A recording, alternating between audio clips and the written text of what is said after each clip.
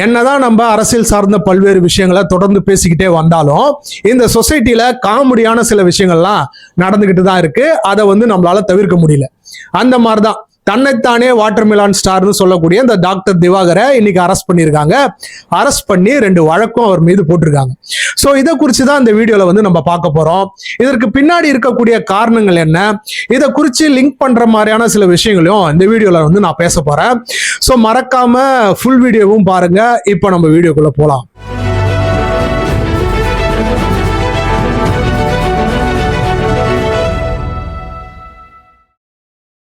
இந்த தனியார் தொலைக்காட்சியில ஒளிபரப்பக்கூடிய இந்த பிக் பாஸ் நிகழ்ச்சி, இந்த நிகழ்ச்சியை பாத்தீங்கன்னா நெதர்லாண்ட்ஸ்ல 1999ல ஜான் டி மோல் அப்படின்னு சொல்லப்படக்கூடிய ஒரு நபரால பிக் பிரதர்ஸ் அப்படின்னு சொல்லிட்டு தான் இந்த நிகழ்ச்சி முதல்ல ஆரம்பிக்கப்பட்டது. அதை காப்பி கேட் பண்ணி தான் பல்வேறு கண்ட்ரியில அதை அடாப்ட் பண்ணாங்க. ஸோ அந்த மாதிரி தான் பிக் பாஸ்ன்னு சொல்லிட்டு நம்ம இந்தியாலையும் அந்த நிகழ்ச்சி வந்தது. ஃபர்ஸ்ட் இது ஹிந்தியில தான் வந்தது. அதுக்கப்புறமேட்டா எல்லா மொழிகளிலும் அடாப்ட் செய்யப்பட்டது. அந்த மாதிரி தான் தமிழ்லயும் வந்தது. தொடக்கத்துல இந்த நிகழ்ச்சி ஆரம்பிக்கக்குள்ளார இதற்கு உண்மையாலுமே ஒரு ஃபேன் பேஸ் இருந்தது. உண்மையாலுமே இதை ரசிச்சு மக்கள் பார்க்க ஆரம்பிச்சாங்க. ஏன்னா ஒரு புது விஷயத்த ஆரம்பிக்கக்குள்ளார அதன் மீது ஒரு ஈர்ப்பு வர்றதுன்றது சகஜம்தான். அந்த மாதிரிதான் இந்த விஷயங்களை மக்கள் பார்க்க ஆரம்பிச்சாங்க. இதை கமலஹாசன் அவர்கள் தான் ஒரு 7 சீசன் வரைக்கும் தொகுத்து வழங்கினாரு. ஒரு 3-4 சீசன் வரைக்கும் நல்லாவே போச்சுன்னு வைங்களேன். உண்மையாலுமே அங்க வந்த நபர்கள் ஆகட்டும் சரி, அங்க கொடுக்கப்பட்ட டாஸ்க் அது ஆகட்டுமே சரி, எல்லாமே நல்லாவே இருந்தது. நல்லாவே ஒரு ரீச் இந்த ஷோக்கு இருந்தது. ஆனா கழுதை தேஞ்சு கட்டரும்பான மாதிரி கொஞ்சம் கொஞ்சமா இந்த ஷோ தேஞ்சுக்கிட்டே போச்சு. இதற்கு முக்கியமான காரணம் என்னன்னு பாத்தீங்கன்னா, அங்க தேர்ந்தெடுக்கப்பட்ட அந்த நபர்கள், இங்க டிசர்விங்கான கேண்டிடேட் எவ்வளோ பேர் இருக்காங்க. இந்த ஒரு வாய்ப்பு நம்மளை தேடி வந்துடாதா அப்படின்னு சொல்லிட்டு ஏங்கக்கூடிய நபர்கள்லாம் எவ்வளோ பேர் இருக்காங்க. டேலண்டான பீப்புள்ஸ்லாம் நிறைய பேர் இருக்காங்க. அவங்களெல்லாம் விட்டுட்டு இவங்களுடைய இந்த ப்ராபகண்டாக்கு இவங்க தேவை, இவங்க டிஆர்பியை ஏற்றக்கூடிய நபர்களே தொடர்ந்து இவங்க செலக்ட் பண்ணிக்கிட்டே இருந்தாங்க.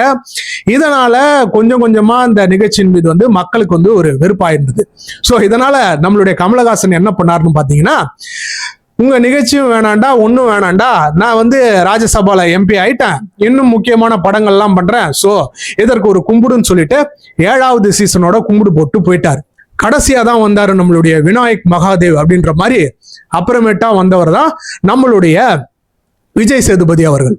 என்னடா பேசுறது புரியாத ஒரு நபரை ஹோஸ்டா தூக்கிட்டு இன்னும் பேசினா புரியாம இன்னொரு நபரை ரீப்ளேஸ் பண்றாங்களே அப்படின்ட்டு இவர் மீது இவர் வர்றதுக்கு முன்னாடியே விமர்சனங்கள் வைக்கப்பட்டது. இருந்தாலும் அந்த 8th சீசனை இவர் ரொம்ப நல்லா தான் ஹோஸ்ட் பண்ணியிருந்தாரு.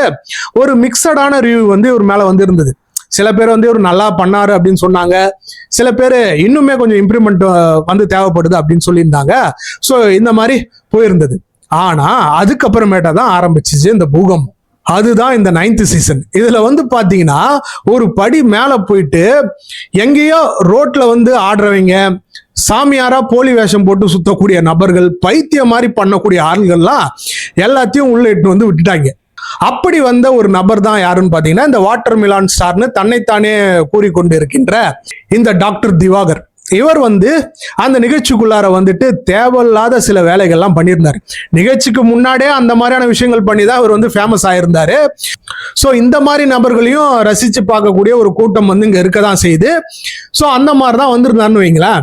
ஆனா உள்ள வந்த பிறகும் இந்த நிகழ்ச்சியை எவ்வளவு பேர் பாக்குறாங்க, அந்த ஒரு சென்ஸ் கூட இல்லாம, அந்த ஒரு நாலேஜ் கூட இல்லாம இவன் பாத்தீங்கன்னா தரங்கட்ட வேலையில ஈடுபட்டுக்கிட்டு இருந்தான். அங்க இருக்கக்கூடிய அந்த பெண்கள் கிட்ட தவறா நடந்துக்கிறது, இன்னொரு பக்கம் பாத்தீங்கன்னா சமுதாயத்தை இழுத்து வச்சு பேசுறது, ஒருத்தரை பிடிக்கலன்னா இவர் தப்பு செய்யக்கூடிய அந்த விஷயத்த சொல்லி காட்டிட்டாங்கன்னா முடிஞ்சது கதை, அவருடைய குடும்பத்தையே இழுத்து விட்டுருவாரு. அந்த மாதிரியான வேலைகள்லாம் அவர் பண்ணிக்கிட்டு இருந்தாரு.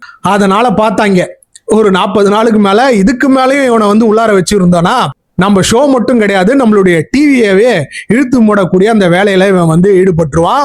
அதனால இவனை வெளியே துரத்துன்னு சொல்லிட்டு 40 நாள் கழிச்சு இவனை வெளியே துரத்தி விட்டுட்டாங்க. ஆனா வெளியே வந்த பிறகும் இவன் என்ன மாதிரியான விஷயங்களை அங்க உள்ள கண்டினியூ பண்ணானோ அதே வெளியும் கண்டினியூ பண்ணிக்கிட்டு இருந்தான். அந்த மாதிரிதான் கண்டிப்பா அந்த பிக் பாஸ் நிகழ்ச்சியில யாரெல்லாம் போனாங்களோ அவங்க என்னமோ பெரிய நோபல் பிரைஸ் வாங்கின மாதிரியும் ஒலிம்பிக்ஸ்ல போயிட்டு கோல்டு மெடல் வாங்கின மாதிரியும் அவங்களை கூட்டி வச்சு இங்க இருக்கக்கூடிய யூடியூப் சேனல்லாம் அவன் என்ன மாதிரியான கேரக்டர், அவன் உண்மையாலுமே நல்ல ஆளா அப்படின்லாம் பார்க்க மாட்டாங்க. இவங்களுக்கு வியூஸ் வேணும், டிஆர்பி வேணும் அப்படின்றதுக்காக எல்லாரையும் கூட்டி வச்சு பேட்டி எடுப்பாங்க. அந்த மாதிரிதான் இந்த ஆளையும் பேட்டி எடுக்க ஆரம்பிச்சிருக்காங்க. ஆனா இவன் வந்து ஒரு லூசு பாத்தீங்களா, இவனுக்கு பிடிக்காத கேள்வியை கேட்டாவே ஆங்கரை பிடிச்சி கடிக்க ஆரம்பிச்சிருவான், திட்ட ஆரம்பிச்சிருவான், மைக்கை தூக்கி போட்டு உடைக்கிறது, அங்க இருக்கக்கூடிய அந்த கேமராவை தூக்கி போட்டு உடைக்கிறது அப்படின்ற மாதிரியான அந்த விஷயங்களை எல்லாத்தையும் பண்ணிடுவான். இதனால ஒரு மிகப்பெரிய சர்ச்சை வந்து உருவாக்கிட்டு இருந்தது. இவனை ஒரு ட்ரோல் மெட்டீரியலை தான் எல்லாருமே பார்த்தாங்கன்னாலுமே ஆனா கேமராவெல்லாம் பிடிச்சி உடைக்கிறானே. அப்புறம் ஃபேஸ்புக்ல லைவ் போறது, யூடியூப்ல லைவ் போறது. பாருங்க மக்களே, இங்க என்ன வந்து ஒரு 30 பேர் 50 பேர் சேர்ந்து அடிக்கிறாங்க. அங்க இருக்கிறதே 4 பேர் தான் இருப்பான். ஆனா இவன் வந்து பாத்தீங்கன்னா லைவ் போட்டுக்கிட்டு என்ன தாக்குறாங்க, என்ன கொலை பண்ண பாக்குறாங்க அப்படின்னு சொல்லிட்டு வீடியோ போட்டு காமெடிகளை பண்ணிட்டு இருப்பான். எல்லாரும் இவனை வச்சு ஃபன் பண்ணிட்டு இருந்தாங்க. ப்ரோவோக் சேனல் சொல்லக்கூடிய ஒரு சேனலுக்கு இவன் வந்து இன்டர்வியூ வந்து இவனை வந்து கூட்டிருக்காங்க போல. அங்க இவன் போயிட்டு உட்காந்துருக்கான். உட்காந்த 2வது நிமிஷத்துலயே இவனுக்கு பிடிக்காத அந்த கேள்வியை கேட்டுட்டாங்க. விடுவானா இவன்? உடனே அந்த கேமராவை போயிட்டு கடிக்க போயிருக்கான். ஒரு சாம்பி படத்துல வர மாதிரி அந்த விஷயங்கள்லாம் நீங்களும் பார்த்திருப்பீங்க. அந்த கேமராவை போட்டு ஏதோ பண்ணி அந்த கேமராவை உடைச்சிட்டான் போல. இவன் போலீஸ் ஸ்டேஷனுக்கு போவ, அந்த யூடியூப் சேனல் நடத்துறவங்க போலீஸ் ஸ்டேஷனுக்கு போவ, இந்த 2 தரப்புக்கும் கிளாஷ் வந்து ஆயிடுச்சு. அப்ப சமாதானம் பண்ணி ஏதோ வந்து அனுப்பிச்சிருக்காங்க போல. கேஸ்லாம் கொடுக்காதப்பா, நீ பண்ணதே ஒரு மிகப்பெரிய தப்பு, அதனால இந்த விஷயத்த சமாதானமா போறதா உனக்கும் நல்லது அவங்களுக்கும் நல்லதுன்ற மாதிரி ஏதோ வான் பண்ணி விட்டுட்டாங்க போல. அதுக்கப்புறமேட்டாவது இவன் கம்முன்னு இருக்க வேணாமா? இவன் தொடர்ந்து இந்த சேட்டைகளை பண்ணிக்கிட்டே இருந்திருக்கான். இந்த தனியார் சேனல்ல நிகழ்ச்சி நடத்துறவங்களுக்கு எல்லாம் அறிவுன்றதே கொஞ்சம் கூட இருக்காது போல. அந்த மாதிரிதான் இவனை மறுபடியும் அந்த CWC அந்த நிகழ்ச்சிக்கு வந்து கூட்டிருக்காங்க. அங்க போயிட்டும் சில விஷயங்களை அவன் பண்ணி வச்சிருக்கான். அதனால அந்த ஷூட்டிங்கே நிறுத்திருக்காங்க. மறுபடியும் இவனுடைய சில்மிஷங்களை அந்த நிகழ்ச்சியில பண்ண போக போட்டு பொழந்திருக்காங்க போல. அடிச்சு துரத்திருக்காங்க. அவனை துரத்திட்டு திருப்பியும் ரீஷெடியூல் பண்ணி ரீஷூட்டுமே பண்ணியிருக்காங்க. அந்த மாதிரியான ஒரு வேலையை வந்து அவன் பார்த்து வச்சிருக்கான். அதுக்கப்புறமேட்டா அவன் என்ன ஆனா எங்க போனா அப்படின்றதெல்லாம் தெரியல.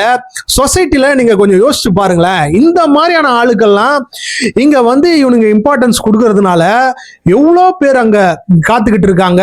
உண்மையாலுமே திறமை வச்சிருக்கிறவங்க, டான்ஸ் ஆடக்கூடியவங்க, பாட்டு பாடக்கூடியவங்க எல்லாம் எவ்வளோ பேர் வாய்ப்புக்காக காத்துக்கிட்டு இருக்காங்க. இவங்களுடைய இந்த அற்ப வியூஸ்க்காக இவனை கூட்டு வச்சு பாத்தீங்கன்னா பேட்டி எடுக்கிறது, இவனை மற்ற நிகழ்ச்சிகள்லாம் கூப்பிடக்கூடிய அந்த தரம் கட்ட வேலையெல்லாம் இவங்க இறங்கியிருக்காங்க. இவங்களுக்கு உண்மையாலுமே இதெல்லாம் தேவைதான். இந்த மாதிரியான விஷயங்கள்லாம் இன்னைக்கு தமிழர்கள்லாம் உலகம் ஃபுல்லா வந்து பரவி இருக்காங்க. அவங்க எல்லாம் பார்த்தா என்ன நினைப்பாங்க? இங்க பாடுறா, நம்ம வந்து இங்க கஷ்டப்பட்டு வேலை செஞ்சுக்கிட்டு இருக்கோம், எவ்வளவு இந்த சொசைட்டியை முன்னேற்றணும், நம்ம தமிழனா எந்த அளவுக்கு வந்து மேம்படணும் அப்படின்றதுக்காக இங்க போராடிக்கிட்டு இருக்கோம். ஆனா இவன் வந்து பாத்தீங்கன்னா இந்த மாதிரி பைத்தியக்காரன் எல்லாம் கூட்டு வச்சு நிகழ்ச்சி நடத்திக்கிட்டு இருக்காங்களே, சரியா போச்சு போங்கடான்ட்டு அவங்களே வந்து எல்லாருமே நீங்க பார்த்திருப்பீங்க. இந்த ட்விட்டரு, மற்ற இன்ஸ்டாகிராம், ஃபேஸ்புக்கு, மற்ற சோசியல் மீடியாலாம் பேசியிருப்பாங்க. ஏன்னா உலகத்துல பரவி வாழக்கூடிய தமிழர்களுக்கு இந்த நிகழ்ச்சி வந்து ஒரு சுவாரஸ்யமான விஷயமா பட்டிருக்கு போல. இதை ஃபாலோ பண்ணக்கூடிய நிறைய பேர் வந்து உலக லெவல்ல இருக்காங்க, குறிப்பா தமிழர்கள். ஸோ அவங்கெல்லாம் வந்து இதற்கு எதிராக வந்து குரல் கொடுத்துருந்தாங்க அப்பவே. ஏன்டா இந்த ஷோ வந்து ஏற்கனவே அகல பாதாளத்துல போயிடுச்சு, மறுபடியும் ஒரு 800 மீட்டர் உள்ள தோண்டி புதைக்கிறீங்களேடா அப்படின்னு சொல்லிட்டு திட்டாத ஆளே கிடையாது. இதற்கு ஒரு முக்கியமான காரணம் என்னன்னு பாத்தீங்கன்னா, இந்த பிக் பாஸ் நிகழ்ச்சி வந்து கடந்த 3 சீசனா 24/7 வந்து லைவா வந்து காட்ட ஆரம்பிச்சிட்டாங்க. ஓடிடிக்கு அப்படின்னு சொல்லக்கூடிய எந்த ஒரு ரெஸ்ட்ரிக்ஷனும் கிடையாது, எது வேணா ஒளிபரப்பலாம். அதனால அதை வந்து 24/7 ஒளிபரப்ப ஆரம்பிச்சிட்டாங்க. அதுல நடக்கக்கூடிய விஷயங்களை கட் பண்ணி அந்த எபிசோடு, அந்த நாளோட எபிசோடு வர்றதுக்கு முன்னாடியே அந்த விஷயங்கள்லாம் வெளியே வந்துடும். ஸோ அதை தான் வந்து இங்க இருக்கக்கூடியவங்க எல்லாம் பண்ண ஆரம்பிச்சிருந்தாங்க. இதனால அந்த ஷோ வந்து பயங்கரமா எக்ஸ்போஸ் ஆயிருந்தது. அப்புறம் அந்த ஷோவை வழிநடத்தக்கூடிய அந்த ஹோஸ்ட் ஆச்சும் ஏதாவது கேட்கலாம்ல, அவராச்சும் இந்த விஷயங்களை சரி பண்ண முற்படலாம்ல, அதையுமே அவர் வரல. அவருமே வந்து கழுவிட்டாரு. அந்த ஷோ நடத்தக்குள்ளே வந்து சொல்றாரு, இந்த விஷயத்துக்கும் எனக்கும் சம்பந்தம் கிடையாது, நானும் உங்களை மாதிரிதான், அவங்க வந்து என்னை ஹோஸ்ட் பண்ண கூப்பிடுறாங்க, சம்பளம் வாங்கிட்டு ஹோஸ்ட் பண்ணிட்டு போறேன், இதனால என்னுடைய பேர் வந்து பயங்கரமா டேமேஜ் ஆயிருக்குன்றதையும் வேற சொல்றாரு. இந்த மாதிரி ஷோவெல்லாம் இந்த மாதிரி ஆட்கள்லாம் கூப்பிட்டு வந்து ஹோஸ்ட் பண்ணாக்கா அவருடைய பேர் வந்து டேமேஜ் ஆகாம வேற என்ன ஆகும்? கூட்டு வச்சு கொஞ்சுவாங்களா? அந்த மாதிரிதான் விஜய் சேதுபதி அவர்களுடைய கிராஃபுமே அந்த நிகழ்ச்சியால அகல பாதாளத்துக்கு போயிடுச்சு. இந்த நிகழ்ச்சியிலன்னா இந்த டெலிவிஷன் நெட்வொர்க்கே முடங்கிடுன்ற மாதிரியும் இந்த வாட்டர் மிலான் ஸ்டார்ன்றவன் பயங்கரமா பில்டப் கொடுத்துக்கிட்டு இருந்தான். வெளியே வந்து இருந்ததே 40 நாள், வெளியே வந்து டைட்டில் ஜெயிச்சவன் கூட அமைதியா போயிடுவான் போல. இவன் வந்து பாத்தீங்கன்னா நான் பிக் பாஸ்க்கு போயிட்டேன், நான் இதை பண்ணிட்டேன், பிக் பாஸையே அலற விட்டுட்டேன் அப்படின்னு சொல்லிட்டு சுத்திக்கிட்டு இருந்தான். இவன் முன்னாட்கள்ல என்ன மாதிரியான தவறுகள்லாம் பண்ணியிருந்தானோ அதெல்லாம் எடுத்து போட்டு, நீ பிக் பாஸ் போனதை விடு, அதெல்லாம் நாங்க பார்த்துட்டோம், நீ இந்த மாதிரி கல்யாணம் பண்ணிருக்கியாமே, இந்த மாதிரியான கிரைம் எல்லாம் ஈடுபட்டிருக்கியாமே அப்படின்னு சொல்லிட்டு அங்க இருக்கக்கூடிய யூடியூபர்லாம் கேட்க ஆரம்பிச்சிட்டாங்க. இதனால இவன் வந்து பாத்தீங்கன்னா செம்ம காண்டாயிட்டான். அதனுடைய வெளிப்பாடாதான் அங்க இருக்கக்கூடிய மைக்கை தூக்கி போட்டு உடைக்கிறது, கேமரா உடைக்கிறது அப்படின்ற அந்த வேலைகளை இறங்கியிருந்தான். சரி, அப்படியே பண்ணாலும் பண்ணா அந்த யூடியூபோட ஒரு காம்ப்ரமைஸ்ல வந்து போயிருக்கலாம் இல்லையா? நான் போட்ட அந்த வீடியோவை எடுக்கணும்னா நீ வந்து எனக்கு 1 லட்ச ரூபா தரணும். எங்க 1 லட்ச ரூபா இவருக்கு அந்த ஃபேஸ்புக்லயோ யூடியூப்லயோ போட்ட வீடியோ போல அது எடுக்கணும்னா நீ எனக்கு 1 லட்ச ரூபா கொடுன்னு சொல்லிட்டு அந்த யூடியூபை வந்து மிரட்டியிருக்கான் போல. இதை வந்து கம்ப்ளைண்டா அவங்க கொடுக்க போக போலீஸுமே எப்படான்னு காத்துக்கிட்டு இருந்தாங்க. இவர் போயிட்டு போலீஸ் மேலே கம்ப்ளைண்ட் கொடுக்குறாராம் கமிஷனர் ஆபீஸ்ல. இங்க பாருங்க, இவர் பண்றதே தப்பு, இவர் போயிட்டு போலீஸ் மேல கம்ப்ளைண்ட் கொடுக்குறாராம். என்ன வந்து மிரட்டுறாங்க, நான் சொல்லக்கூடிய அந்த கேஸை வந்து எடுத்துக்க மாட்டேன்றாங்க அப்படின்னு இவர் வந்து அங்க சொல்ல போக, இருப்பா இரு உனக்கு வைக்கிறான் பாரு இப்ப பெரிய அப்பான்னு சொல்லிட்டு போலீஸ் வந்து 2 வழக்குல இவரை இன்னைக்கு வந்து கைது பண்ணியிருக்காங்க. அதற்குண்டான நிலவரங்கள் அப்படின்றது என்னன்னு தெரியல. கண்டிப்பா அந்த வழக்குல இவருக்கு என்ன மாதிரியான விஷயங்கள் நடக்கும்ன்றது இனிமேட்டு தான் தெரிய வரும். தனியார் யூடியூப் சேனல் ஊழியர் அளித்த புகாரின் பேரில் சொத்துக்களை சேதப்படுத்துதல், பணம் கேட்டு மிரட்டுதல், கொலை மிரட்டல் உள்ளிட்ட குற்றச்சாட்டுகளின் அடிப்படையில் கீழ்ப்பாக்கம் காவல்துறையினர் 2 பிரிவுகளின் கீழ் வழக்கு பதிவு செய்தனர். சோ இதன் மூலியமா நமக்கு தெரிய வரக்கூடிய அந்த விஷயம் என்னன்னா, இந்த பிக் பாஸ்க்கு போகக்கூடிய அந்த நபர்கள்லாம் தொடர்ந்து அது என்னமோ ஒரு மிகப்பெரிய அந்த ஒலிம்பிக்ஸ் மாதிரியும் இல்ல ஆஸ்கருக்கு போயிட்டு ஜஸ்ட் போயிட்டு நாமினேஷனுக்கு போயிட்டு பரிசு வெல்லாத விட்டுட்ட மாதிரியும் அந்த நிகழ்ச்சியில போயிட்டு அந்த அலப்பறைகள்லாம் சொல்லி மாளாது. இது வந்து சமீப காலமா ரொம்ப இன்க்ரீஸ் ஆகிட்டே வருது. அப்படிதான் இந்த ஜூலின்னு சொல்லக்கூடிய ஒரு பீஸுமே சுத்திக்கிட்டு இருக்கு. இது எப்ப ஃபர்ஸ்ட் சீசனுக்கு போனுச்சு, பிக் பாஸ்ல போயிட்டு அசிங்கப்பட்டதெல்லாம் வந்தது இந்த பீஸ்.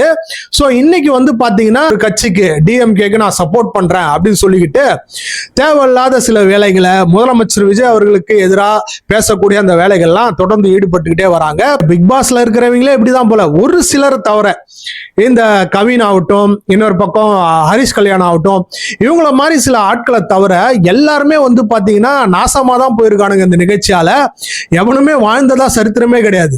அப்படியேற்பட்ட அந்த நிகழ்ச்சியில உண்மையாலுமே டேலண்டா இருக்கக்கூடிய பீப்புளையாச்சும் கூப்பிட்டு அவங்களையாச்சும் ஃபேமஸ் பண்ணி விடலாம்ல, அதையுமே இவனுங்க பண்ண மாட்டானுங்க. தொடர்ந்து இந்த மாதிரியான அக்லி பீப்புளை தரங்கட்டவனுங்களை கூப்பிட்டு இங்க இந்த ஷோவை வந்து நடத்திக்கிட்டு இருக்காங்க. கண்டிப்பா இந்த சொசைட்டில இவங்கெல்லாம் தேவையில்லாதவங்க, இவங்கெல்லாம் அன்டிசர்வ்டு நம்மள யாராலுமே வந்து சொல்ல முடியாது.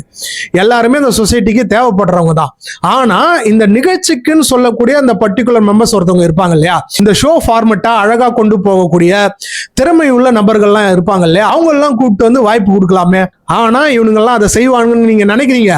நீங்க வேணா பாருங்க, அடுத்த வரக்கூடிய அந்த 10th சீசன்லயும் இதே மாதிரி மோசமான ஆள்களையும் தேவையில்லாத நபர்களையும் தான் உள்ள கூட்டு வந்து இந்த ஷோவை வந்து முடிச்சு விட போறானுங்க. அதை தான் வந்து நம்ம பார்க்க போறோம். நீதிமன்றத்தில் ஆஜர்படுத்தப்பட்டார்.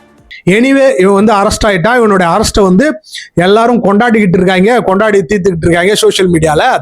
கண்டிப்பா இவனை மாதிரியான ஆட்கள்லாம் ஒரு 6 மாசமோ 1 வருஷமோ உள்ள வச்சாதான் இவனுக்கு அந்த புத்தின்றது வருமா அப்படின்றது நமக்கு தெரியும். ஸோ இவன் வந்து உள்ள இருக்க வேண்டிய ஆளு தான். ஸோ கண்டிப்பா பல்வேறு வகையான அரசியல் சார்ந்த வீடியோக்களும் இதே மாதிரியான வீடியோக்களும் நம்மளுடைய சேனல்ல வர காத்திருக்கு. மறக்காம நம்மளுடைய சேனலை சப்ஸ்கிரைப் பண்ணிக்கோங்க. ஒன்ஸ் அகெயின் தேங்க்ஸ் ஃபார் வாட்சிங் OG Politics.